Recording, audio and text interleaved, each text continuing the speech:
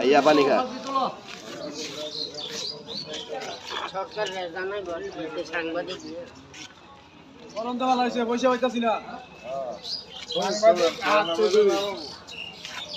বলন্ত ভালো হইতাছে কিন্তু পয়সা পাইতাছি না কাকা বলন্ত ভালো হইতাছে পয়সা পাইতাছি না কফির কি অবস্থা হন দেশে?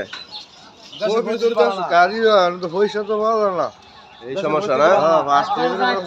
পাঁচটা করে? কি সুন্দর সবজি দেখেন, মাথায় নষ্ট দেখলে। কিন্তু এটা করতে দেওয়ার অর্ধেক ভাই আপনি কি কোন? খুবই সস্তা সস্তা একদম সস্তা সস্তা? কাকা বাজার আইছেন কি কিনতেন? আইসি সবজি কিনতে মানে এখন 6 টাকা করে আর কি।